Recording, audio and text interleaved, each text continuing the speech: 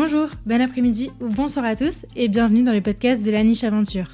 Je suis Claire et je suis ravie de vous retrouver pour un tout nouvel épisode du podcast. Dans la vie, je suis éducatrice comportementaliste canin et créatrice de contenu sur Internet et ma mission, c'est d'aider un maximum de monde à comprendre son chien. Toutes les 2 semaines, je vous partage mes conversations avec des personnes passionnées autour des divers sujets du monde canin. Mes invités viennent raconter à mon micro les expériences et aventures qu'ils ont vécues avec leurs chiens, leurs réussites, leurs plus beaux moments, mais aussi leurs difficultés et les leçons qu'ils en ont tirées.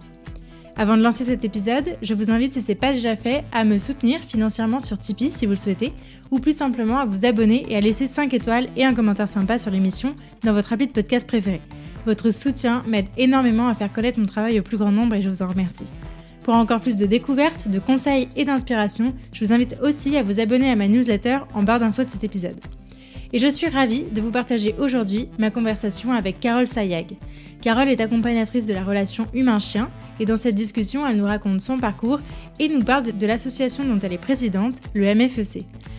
Carole nous partage sa vision et son approche du métier d'éducateur canin et nous explique en quoi la force du collectif peut vraiment faire bouger les choses. Alors que vous soyez déjà humain d'un chien ou que vous vous apprêtiez à le devenir, cet épisode est pour vous. Mais je ne vous en dis pas plus et je vous invite tout de suite à rejoindre ma conversation avec Carole. Salut Carole. Bonjour Claire. Tu vas bien ? Je vais très bien, je te remercie de m'avoir invitée. Merci à toi d'avoir accepté mon invitation, je suis vraiment contente et ravie de t'accueillir sur la niche. On va commencer par les présentations. Qui es-tu Carole ? Oui, alors moi je suis Carole Sayag, je suis accompagnatrice de la relation humain-chien. Moi je suis située en Vendée avec mon entreprise qui s'appelle Je guide et j'éduque.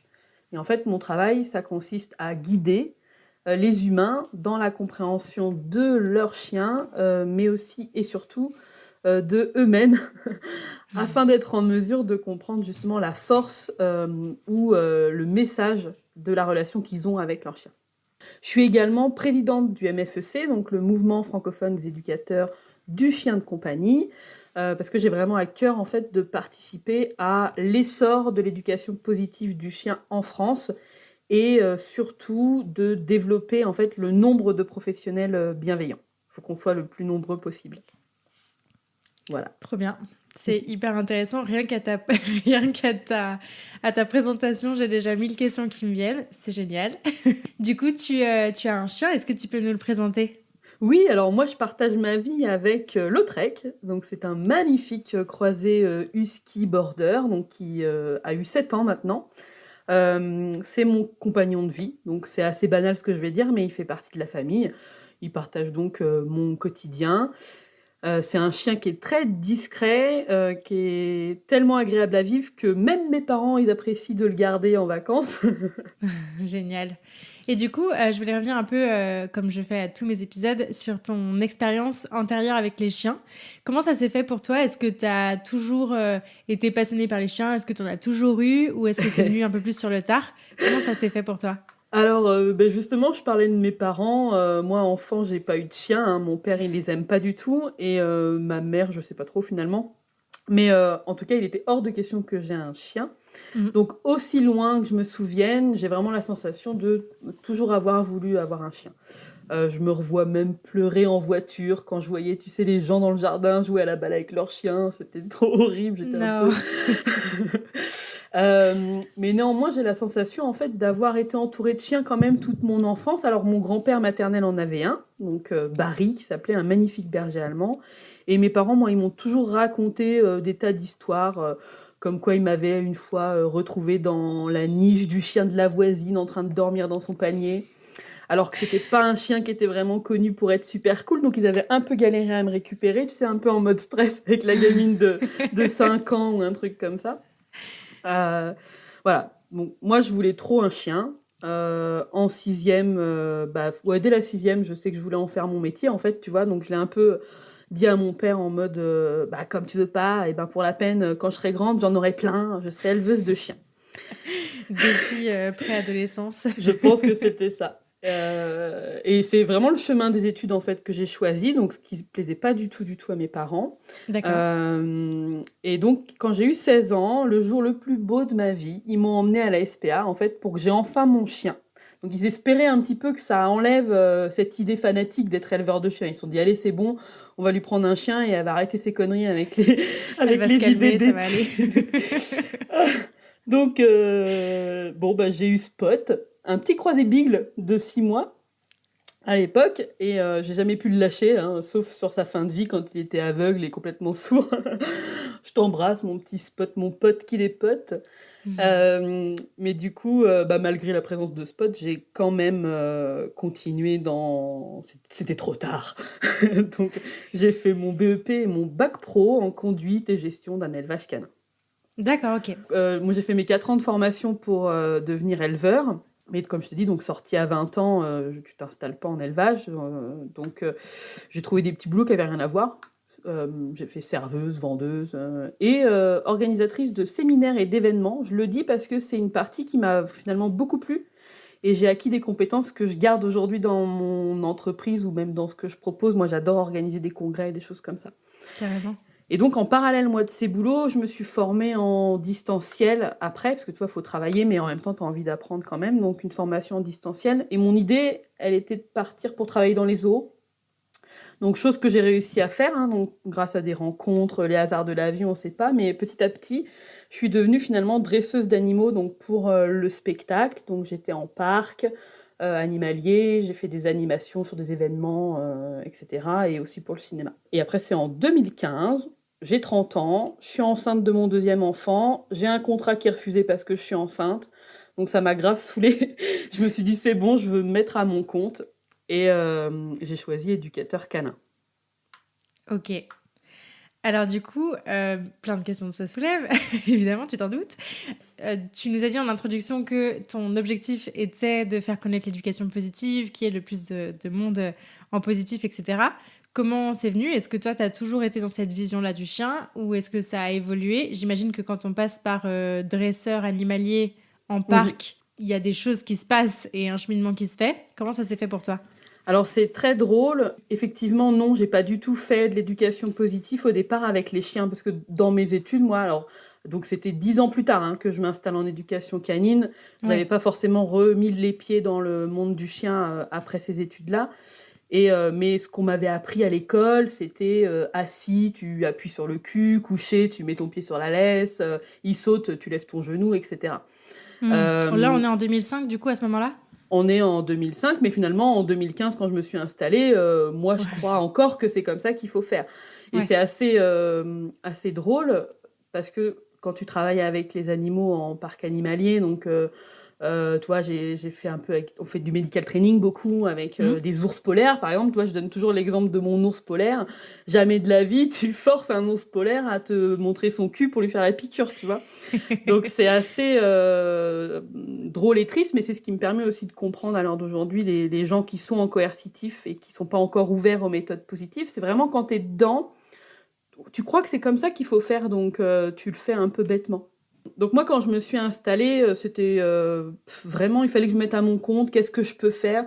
Et c'est assez horrible de dire ça, la réalité elle est triste, mais en fait je me suis dit, tiens, éducateur canin, ça coûte rien, faut pas de formation particulière, je vends du service, donc j'ai pas d'investissement, je me mets en auto-entreprise, c'est pas compliqué, c'est hyper facile, donc si ça marche, tant mieux, si ça marche pas, tant pis.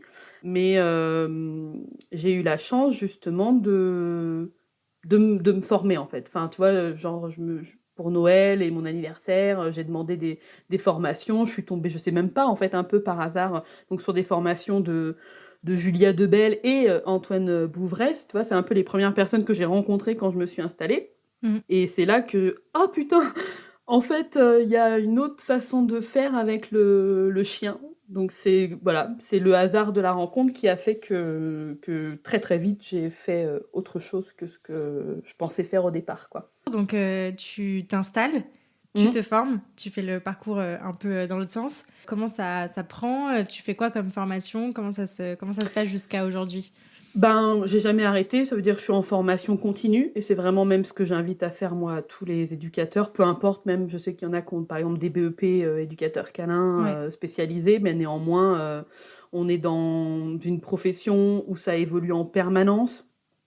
On a des nouvelles connaissances, on est finalement seulement maintenant en train d'étudier le chien et de le comprendre.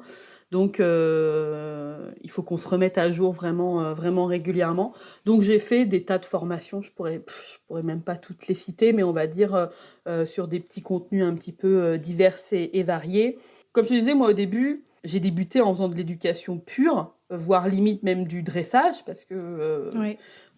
mes animaux que je pouvais dresser pour le spectacle, fallait qu'ils fassent leur truc, et puis c'est tout, quoi, sans se poser de questions, hein, en fait. Et puis donc tout d'un coup, je me suis intéressée aux émotions. J'ai dit tiens, faut peut-être faire attention aux émotions. Et j'en ai fait ma spécialisation, donc tu vois, tout ce qui est étude du comportement, j'ai été un peu plus loin, étude des émotions, je suis allée un peu plus loin, etc. Et donc j'ai très vite finalement changé ma façon de voir mon métier et d'aborder le chien.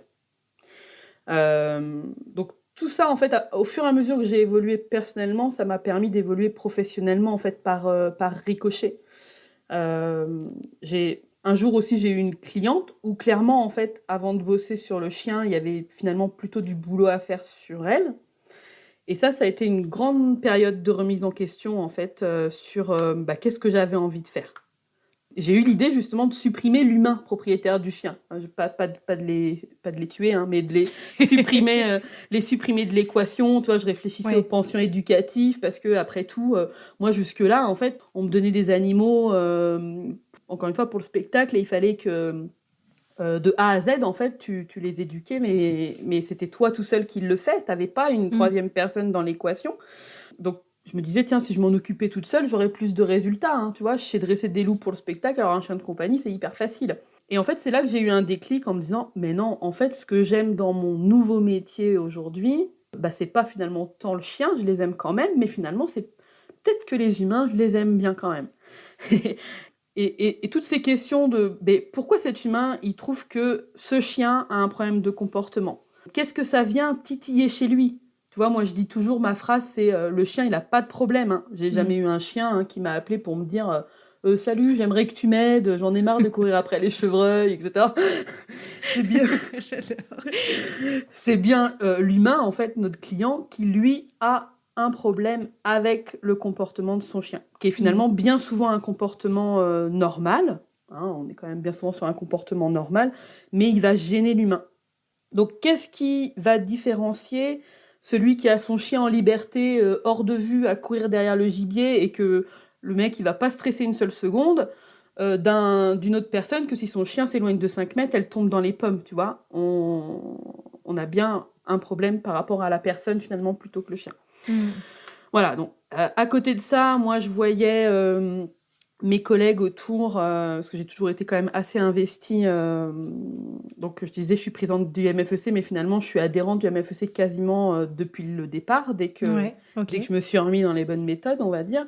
Et donc, à côtoyer beaucoup de collègues, je les voyais vraiment rencontrer des problématiques similaires. En fait, l'humain est toujours au cœur du problème. Il n'écoute pas, ils comprennent pas, ils exagèrent ou ils minimisent un problème, etc. Donc là, je me suis dit, c'est bon, il est temps d'arrêter de se former sur le chien, il faut que j'aille me former sur l'humain. Donc c'est là que j'ai fait une formation complète, en fait, qui a duré 1 année en coaching humain. D'accord, ok. Voilà.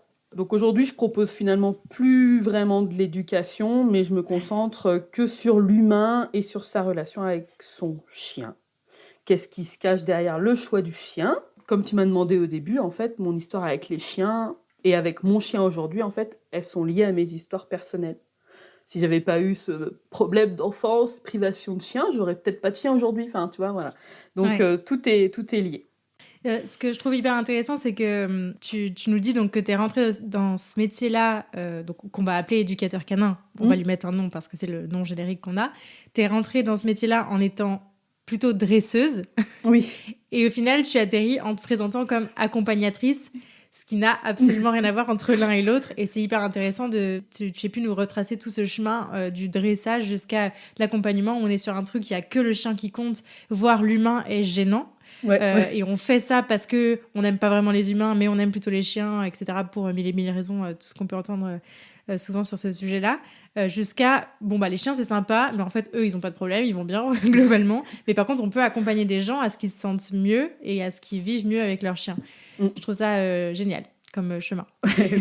Ben ouais, après, tu vois, c'est vraiment le hasard. Je ne sais pas si le hasard existe, mais c'est vraiment des rencontres, des remises en question.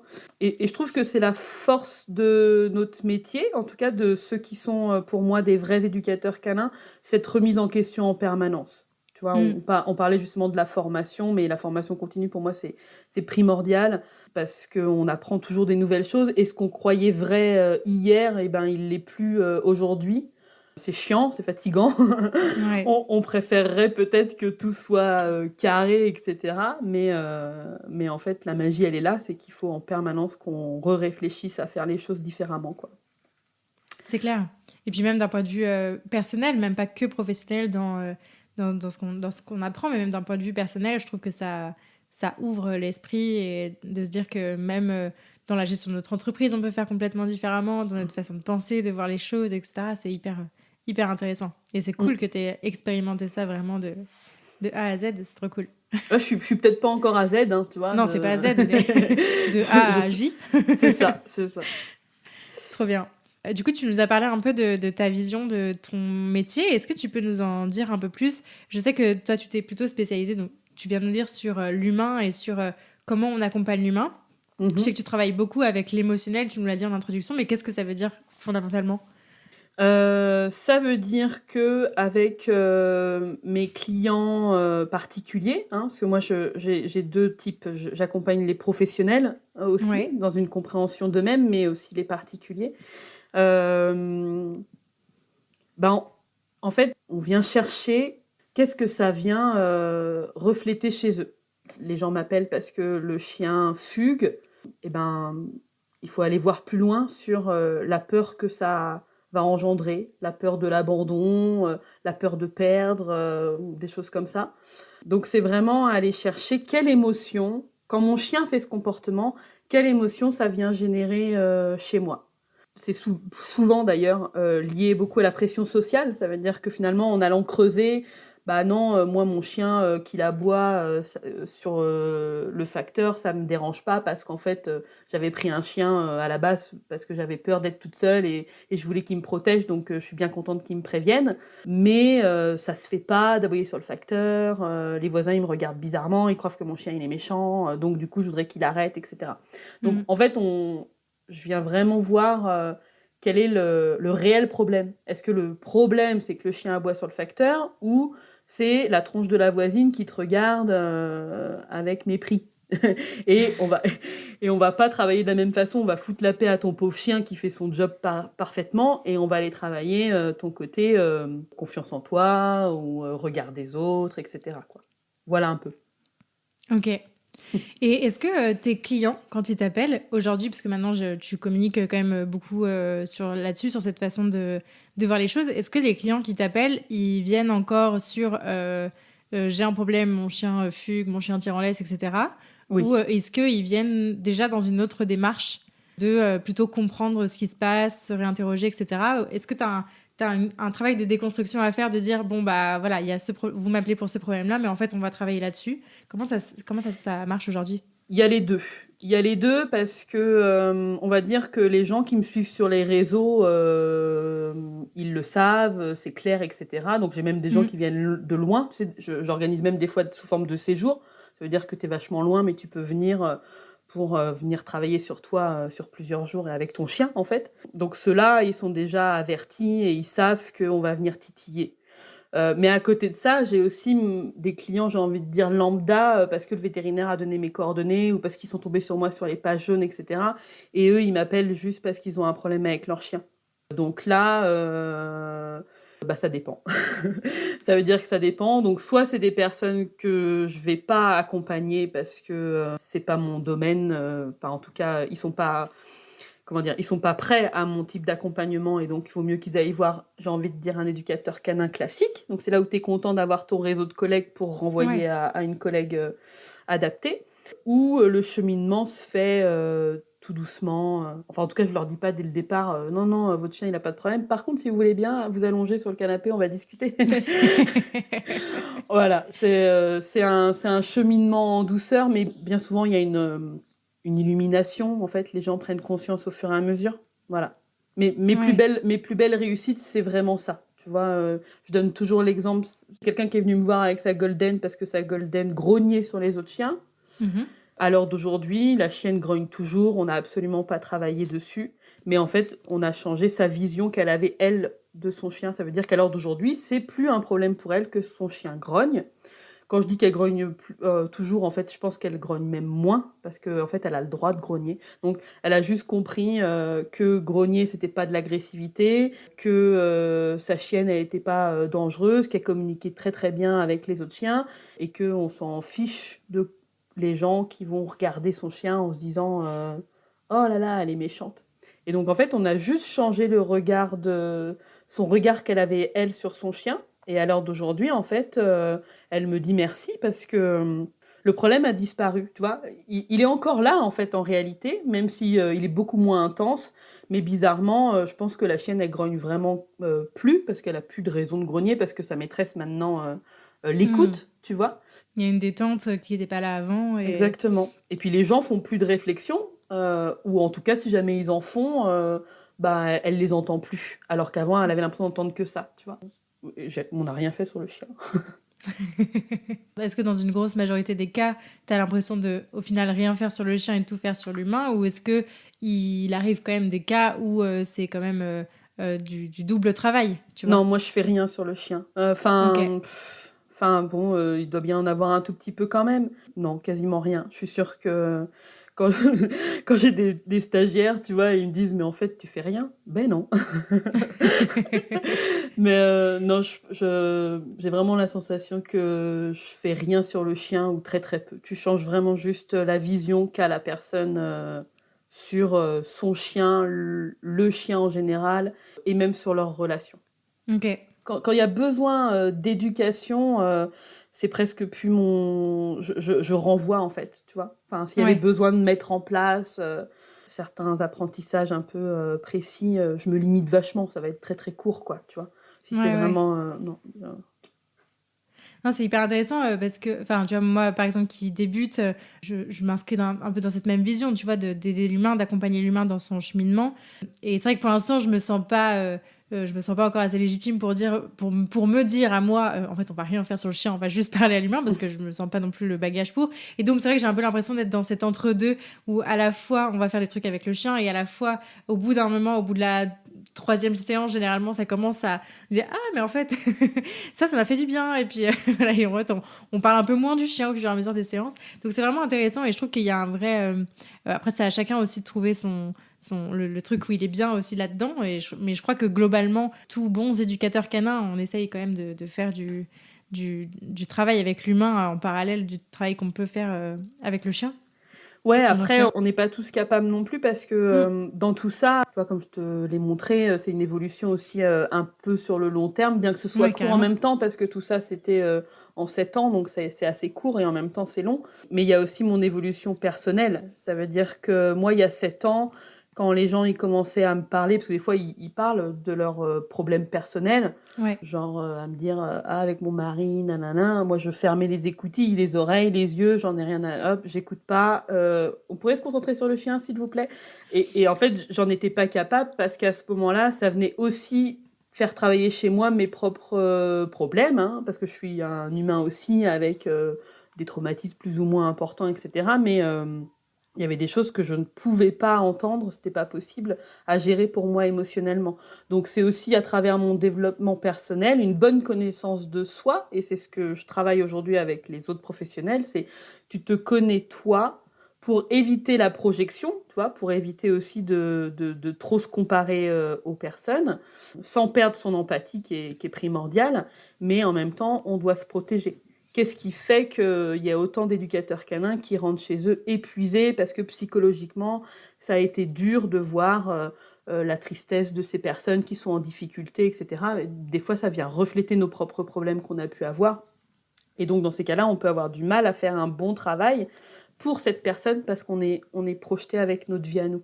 Donc, se connaître bien soi-même, c'est important pour être sûr que tu es en train d'aider l'autre et pas de t'aider toi Ouais. par miroir et des choses comme ça. Et après, accompagner l'humain, donc moi j'ai fait une formation, c'est quelque chose qui me parle, c'est vraiment quelque chose qui me plaît. Dans tous ceux qui sont en train de nous écouter, qui sont éducateurs canins, il y en a qui ont envie de partir dans ce chemin-là. Il y en a qui ont envie de partir un peu, d'avoir quelques outils histoire d'aider un peu l'humain et de l'écouter. Il y en a qui peuvent partir à fond, comme moi j'ai envie de dire, et il y en a d'autres qui sont pas capables non plus. Donc il faut aussi savoir référer à d'autres professionnels. Moi j'ai travaillé longtemps, enfin je travaille même encore d'ailleurs avec des sophrologues ou des choses comme ça. Enfin tu vois, tu peux travailler avec d'autres professionnels pour accompagner le binôme, quoi. On peut très bien rester quand même éducateur canin et à se Oui, concentrer que sur ouais, le ouais. chien. Et des fois, travailler en binôme avec un professionnel de l'humain, ça peut être super chouette. On fait des super trucs. J'ai une amie d'enfance, c'est très rigolo, on s'est retrouvés, mais qui fait aussi de la sophrologie. Et on fait souvent des choses en duo, en fait, où elle s'occupe vraiment de la partie humain et moi de la partie chien. Voilà. Après, j'ai les compétences de switcher et elle aussi, vu qu'elle travaille avec les chevaux. Donc, enfin, bon, on switch dans les deux, mais on pourrait faire aussi chacun sa partie, tu vois. Hmm. Non, c'est vrai que c'est hyper intéressant. Et je crois que le message derrière ça, c'est de savoir en tout cas où on se situe et de savoir repérer si on est en zone ça va, on gère, on a envie. Ou Mm. alors là, c'est plus notre sort pour telle ou telle raison, parce que c'est trop dans le chien ou parce que c'est trop dans l'humain Mhm. ou c'est dans un entre-deux qui nous plaît pas. Mais non, c'est hyper intéressant. Du coup, on va parler un peu du MFEC au travers de cet épisode, Oui, parce que tu en es la présidente depuis quelques années. oui. Est-ce que tu pourrais nous, avant de présenter un peu plus le MFEC, est-ce que tu pourrais nous dire, nous expliquer ce qui t'a amené dans cette association, comment tu l'as rejoint, pourquoi tu t'es investi dans cette association, et puis comment t'en es devenue présidente, parce que c'est pas rien. Ouais. Alors, je sais pas trop. Alors, moi, j'ai adhéré au MFEC, comme je te disais, je pense, dès le début. Enfin, en tout cas, la deuxième année, en 2016, je pense que si je regarde. Parce que c'était obligatoire pour moi. Quand tu fais partie d'une profession, il faut que tu trouves ton association, ton mouvement, ce qui représente ton métier, quoi. Donc, j'ai cherché. Et donc, j'ai trouvé le MFEC sans trop savoir un petit peu ce que c'était, etc. Mm. Donc j'ai été adhérente, j'ai envie de dire, classique, jusqu'à ce que je sais pas trop en fait. Mais en fait, voilà, à un moment donné, il y avait besoin d'un petit peu plus de monde pour aider, donc j'ai rejoint le conseil d'administration. Si je suis obligée de le présenter un petit peu. Donc le MFEC, c'est Ouais, une association qui date de 2006. Ça a été créé en 2006 par Catherine Collignon et le docteur Yann Dunbar. ok.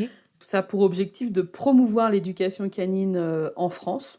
Donc, il faut vraiment imaginer qu'à l'époque, limite en France, l'éducation positive, ça n'existait pas du tout, quoi. Donc, le MFEC, c'est quand même un précurseur. Et c'était vraiment reconnu, en tout cas, toi, les tout premiers congrès autour du chien, ça a été avec le MFEC. C'est vraiment ce qui a permis d'apporter les nouvelles connaissances sur le chien et de mettre à jour, finalement, à travers les congrès, les professionnels dans leur domaine.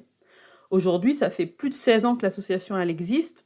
Elle a légèrement évolué. Malheureusement, elle est toujours présente. Donc, ça veut aussi dire qu'il y a encore besoin de travailler pour que l'éducation positive et le renforcement positif soient majoritaires.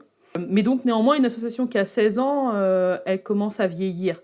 Donc, moi, quand je l'ai rejoint, vraiment à fond, ça devait être en 2018, elle était plutôt en train de mourir, cette association. Il n'y avait plus grand-chose qui se mettait en place, ça faisait un petit moment qu'il n'y avait plus de congrès, plutôt en perte d'adhérents, et d'ailleurs, limite, les gens ne connaissaient pas MFEC.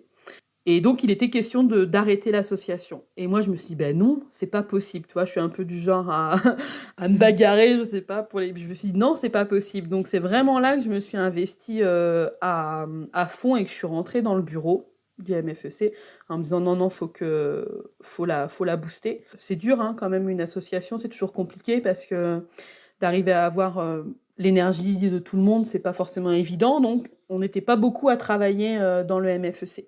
Moi, j'ai vraiment cette sensation qu'on l'a fait renaître de ses cendres. Et donc, pourquoi est-ce que j'avais vraiment envie de ça? Je sais pas trop par rapport à mon chemin, où est-ce que j'en étais à ce moment-là, mais comme je te disais, il y avait l'humain qui était de plus en plus présente. J'avais très envie d'être très présente pour mes collègues, Je pense qu'assez naturellement, j'ai eu très, très vite de toute façon des collègues qui naturellement venaient à moi un petit peu pour me demander des conseils ou je sais pas trop quoi, je voilà, ce que je fais aujourd'hui, ça a pas de hasard, on va dire, il doit y avoir une aura par rapport à ça, mais voilà, on venait me voir un petit peu, j'étais la sage du groupe.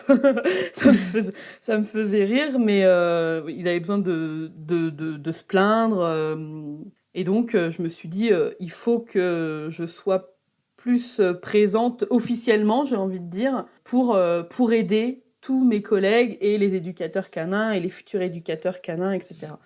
Donc je pense que c'est pour ça que j'ai eu envie de me mettre, au MFEC. Ok. Pour revenir un peu sur la présentation du MFEC, aujourd'hui concrètement, ça représente quoi le MFEC? Qu'est-ce qui s'y passe? À quoi ça sert? Combien vous êtes? Etc. etc. C'est quoi un peu dans les grandes lignes ce que c'est que le MFEC? Ouais. Alors, les missions du MFEC, elles sont assez nombreuses. L'intitulé, c'est «Promouvoir l'éducation, canine positive en France».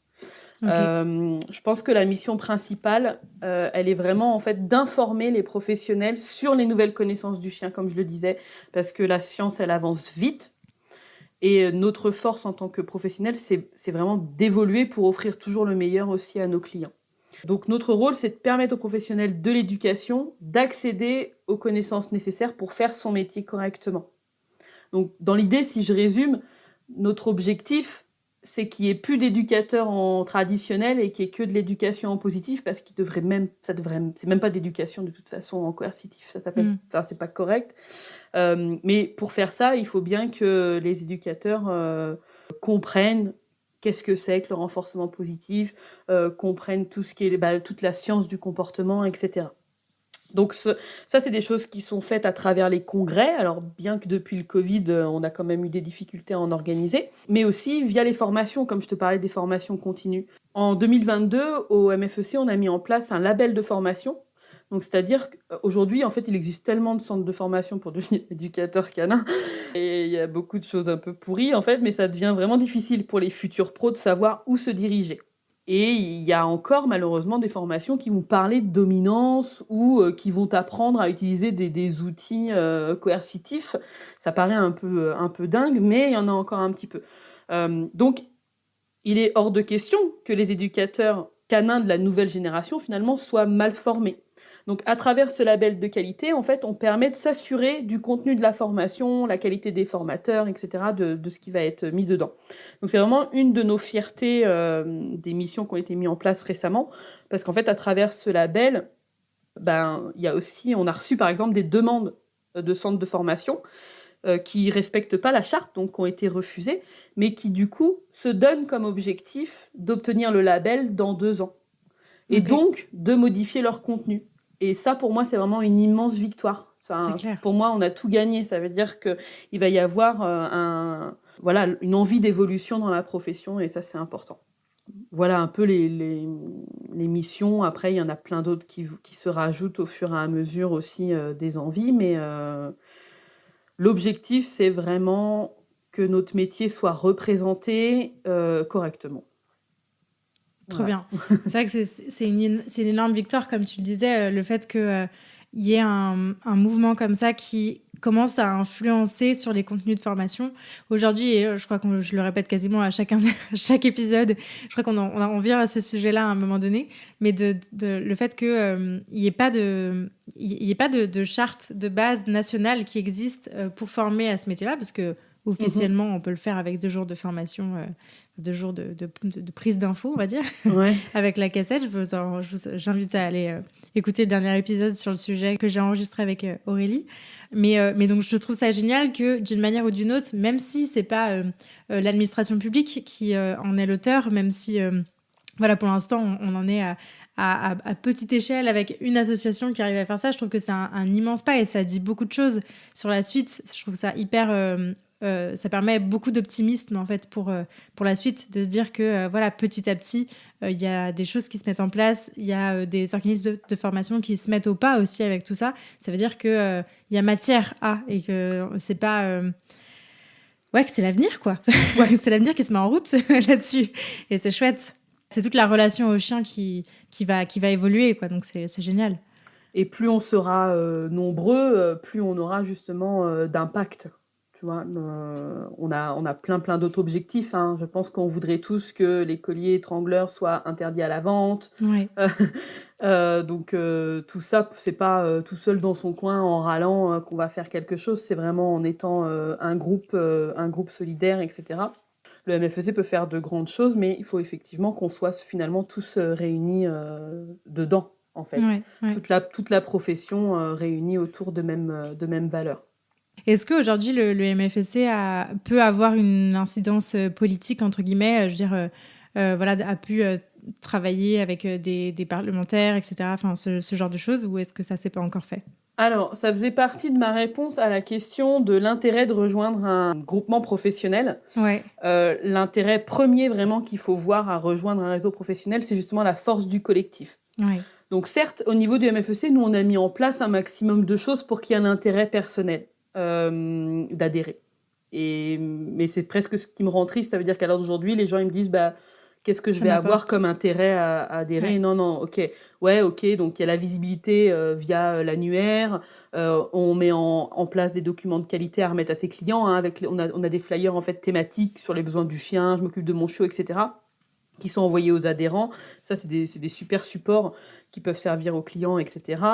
Il y a aussi des remises sur des formations, des partenariats avec des marques, et puis il y a plein de choses à venir, etc. Mais rejoindre le MFEC, c'est aussi la volonté, en fait, de changer le monde de l'éducation canine en France, tu vois. Ouais, Donc, je suis peut-être un peu utopiste, et des fois, je me sens un peu toute seule là-dedans, mais je partage.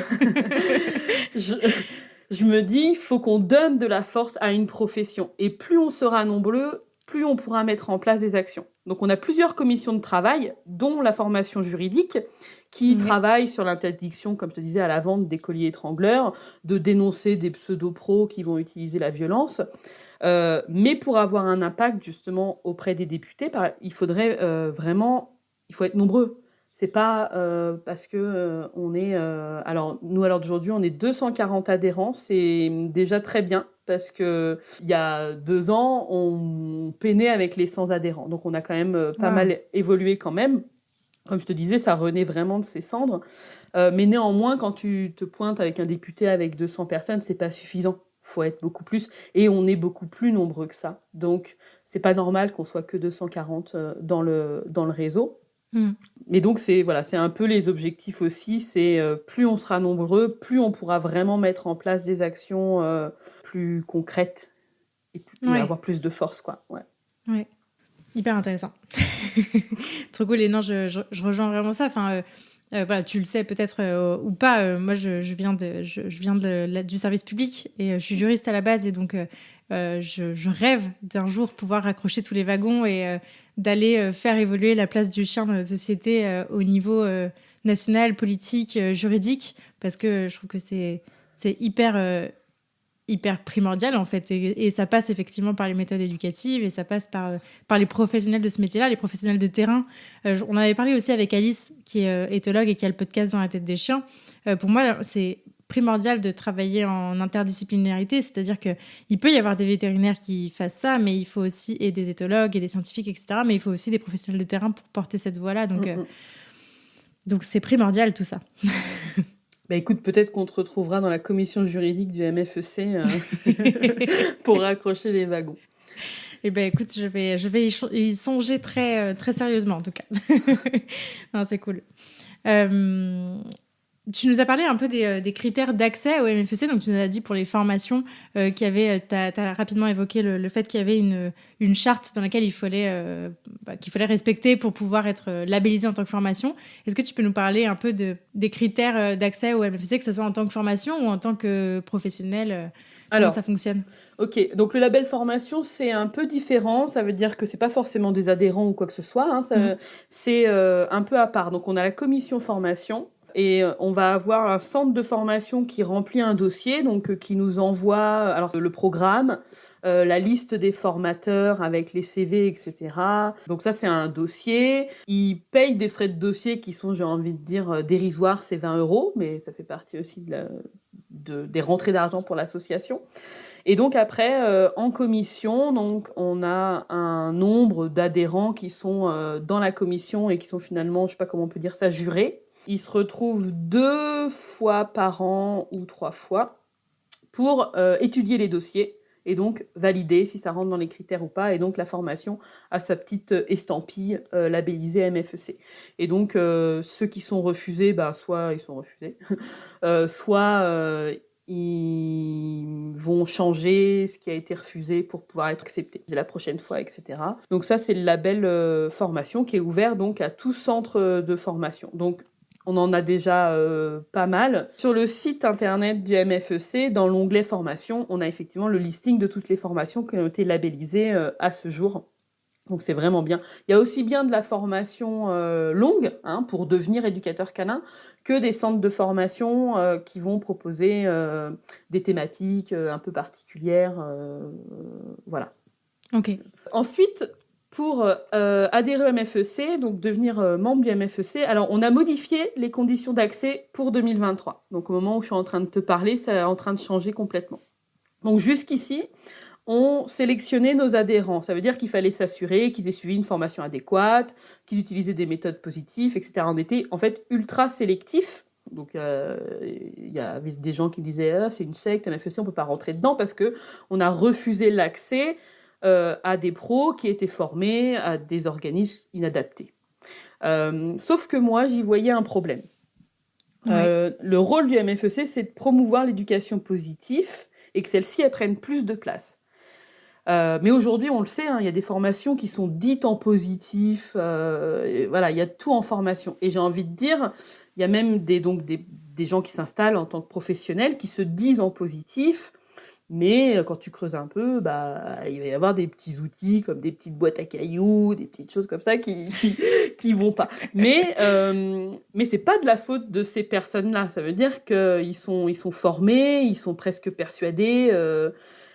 Donc moi, je trouvais qu'en leur fermant la porte du MFEC, forcément, on peut pas les aider à changer quand c'est comme ça. Alors que c'est les bloquer dans une ambivalence qui est chiante et qui va mettre des années à oui. évoluer, quoi. Ça veut dire que nous, on leur dit non, t'es pas positif, au revoir, tu fais pas partie du groupe. Mais en fait, ils comprennent pas forcément pourquoi. Parce que vraiment, s'ils n'ont pas d'autres outils, on comprend pas forcément pourquoi. Donc, je suis contente parce que le bureau a été OK avec moi. Donc, désormais, l'adhésion au MFEC, elle est ouverte à tous sans exception. Donc, au même titre, en fait, que tu vas adhérer à une association lambda, tu vois. Donc on espère aussi avoir plus de membres par rapport à ça. Mais par contre, il y avait ce problématique de référencement, en fait. Donc pour continuer à référencer les éducateurs canins de confiance, parce qu'en fait, on a aussi pour but de permettre aux particuliers de trouver un éducateur en positif, on a mis en place un système de certification, donc un peu comme le label formation. Donc c'est sur dossier. Une fois que tu es adhérent, tu peux demander à devenir membre validé. Et là, ça va être nos délégués en région, donc ça aussi c'est quelque chose de tout neuf qu'on a mis en place, qui vont se charger d'étudier le dossier et de réaliser un entretien téléphonique pour s'assurer des méthodes et de la philosophie de travail des personnes. Et une fois validé par la commission, l'adhérent classique pourra devenir membre MFEC validé et sera sur l'annuaire. Un annuaire qui est diffusé aux vétérinaires sur toute la France et on travaille dessus pour justement qu'ils deviennent une référence un peu, quoi. Je suis hyper fan de ce mode de ce nouveau mode de recrutement où on dit que il y a la porte est ouverte et ensuite faites vos preuves à l'intérieur, évoluez, faites en sorte de rentrer dans un minimum parce qu'il faut forcément mettre des cases à un moment donné, même si on n'aime pas trop rentrer dans les cases, mais il faut forcément en avoir à un moment donné pour harmoniser la pratique et faire en sorte qu'on s'y retrouve. C'est surtout ça l'enjeu. Donc je trouve ça très intéressant comme manière de faire et c'est chouette. Ça demande de l'humilité et je trouve ça chouette. Et on peut aussi se permettre de faire ça parce qu'on commence à avoir une offre. Parce qu'en fait, finalement, plus je regarde le MFEC, donc c'est une association, je suis présidente, mais en fait, c'est comme une entreprise. Ouais. Et en fait, plus ça va et plus l'offre qu'on a à proposer, elle commence à être cohérente. Ça veut dire que, comme je te disais, là, on va accueillir tout le monde. malgré tout, on sait quand même qu'on va attirer des gens qui tendent, parce qu'il y a quand même une charte avec des valeurs, etc., tu vois. Donc, des traditionnels purs, ils feront pas partie des adhérents, c'est sûr et certain. Oui. Parce que c'est de toute façon pas la clientèle cible, même si c'est pas des clients. Voilà. Donc, on va pouvoir accueillir ces personnes-là. Et finalement, on peut les accompagner presque sur tout un parcours. Donc là, à l'heure d'aujourd'hui, il nous manque encore un petit wagon manquant. Mais sur le site internet, en fait, on a pour objectif de regrouper vraiment un maximum de ressources pour apporter, comme je te disais, de l'information. Donc, en gros, ce qu'on a commencé à faire, c'est déjà un courrier qui explique un petit peu les méthodes positives, qu'est-ce que c'est, tu vois, pour commencer à éveiller un petit peu et à planter une graine. Et ensuite, je te dis, il nous manque un petit wagon. On voudrait arriver à avoir un webinaire idéalement ou quelque chose comme ça pour une espèce de mini-formation. Mais on a aussi, comme je te disais, le lien avec le label formation derrière. Ça veut dire que si vous voulez évoluer et devenir éducateur en positif plus, ça tombe bien parce que le MFEC, il a vraiment toute une liste de formations à vous proposer avec potentiellement en plus des tarifs préférentiels, etc. Donc, et on espère bien pouvoir relancer les congrès désormais maintenant. J'ai l'impression qu'on est un peu sorti d'affaire avec le Covid. Donc, on va finalement pouvoir proposer un accompagnement de qualité aux professionnels, qu'ils soient jeunes ou non, hein, parce qu'il y en a énormément qui ont 12 ans d'éducation canine et qui sont en train de se dire, tiens, il faut peut-être que je change ma méthode de faire, tu vois. Donc, voilà. Trop bien, je suis fan. Avant de passer à la partie conseil, il y a un sujet dont je voulais parler, peut-être parce que je suis un petit peu trop concernée, mais qui me semble intéressant. Et je crois, pareil, on y vient souvent au travers des épisodes, mais je voulais en discuter avec toi au travers de cet épisode-là. Le fait de trouver sa place quand on est jeune éducateur canin. Je parlais tout à l'heure de rentrer ou pas dans des cases. Et c'est vrai qu'on peut vite avoir ce truc de l'étiquette en positif et puis en fait se rendre compte des mois après que en fait ça veut pas dire grand chose parce qu'effectivement comme tu le disais il y a des gens qui se disent en positif et qui ne font rien de qui ne font rien de bienveillant là-dedans et je trouve que c'est assez difficile. J'ai beaucoup de témoignages, j'ai la chance d'échanger avec beaucoup de jeunes éducateurs qui se lancent ou qui viennent de se lancer ou qui se lanceront dans quelques temps, qui me partagent en fait ça, de se dire en fait, la base, ok, voilà, on va être en positif, mais qu'est-ce que ça veut dire à l'intérieur ? Qu'est-ce qu'on fait ? Comment on trouve sa place, etc. Et ce que je trouve génial dans le fait de rejoindre un réseau professionnel, c'est aussi de se rendre compte de la diversité des professionnels qu'on peut avoir et de dire qu'on a tous une manière de faire qui va nous être perso, qui va nous être propre, et que pour autant, ça ne veut pas dire qu'on ne peut pas communiquer ensemble. Et donc, c'est ça que je trouve hyper intéressante. Ouais. Si, parce que moi je pense que c'est vraiment une valeur qui compte pour moi et ce qui compte le plus. Vous pourrez le regarder d'ailleurs sur la vidéo de présentation sur la chaîne YouTube du MFEC où c'est moi qui présente. C'est la seule fois où je suis présente sur les... Et puis après, je laisse la place aux autres. Mais du coup, j'explique vraiment ça en fait. C'est que on fait partie d'un groupe où on se ressemble sans se ressembler.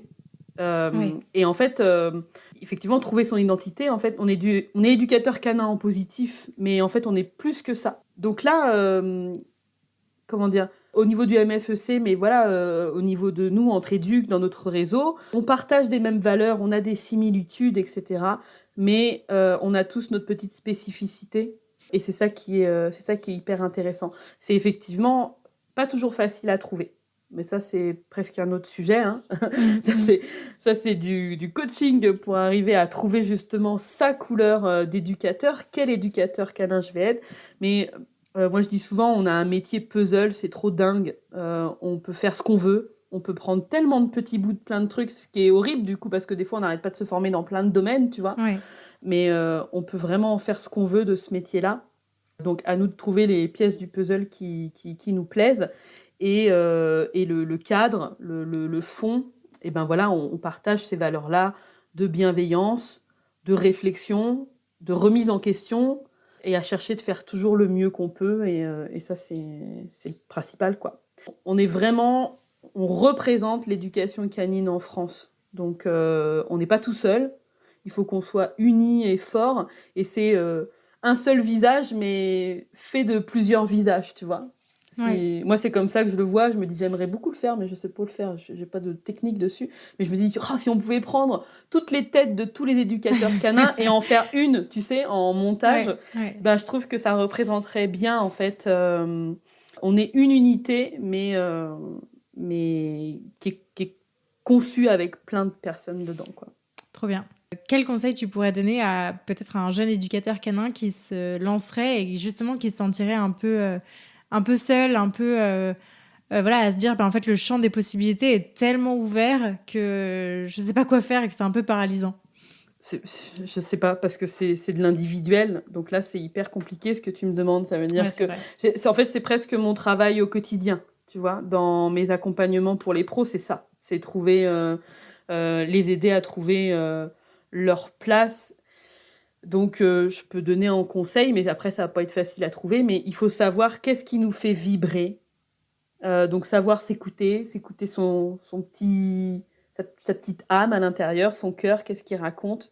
Et un peu comme on le disait tout à l'heure avec même les clients particuliers, etc., c'est pas toujours facile avec la pression sociale.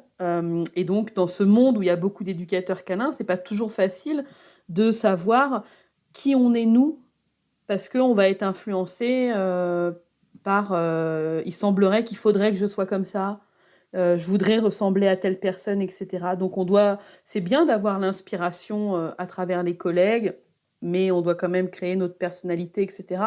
Donc ça demande une introspection, de revenir en soi-même pour savoir qu'est-ce qui me fait vibrer, qu'est-ce qui me plaît, qu'est-ce que j'ai envie de faire, qu'est-ce que j'ai envie d'offrir au monde, en fait. Et c'est comme ça que...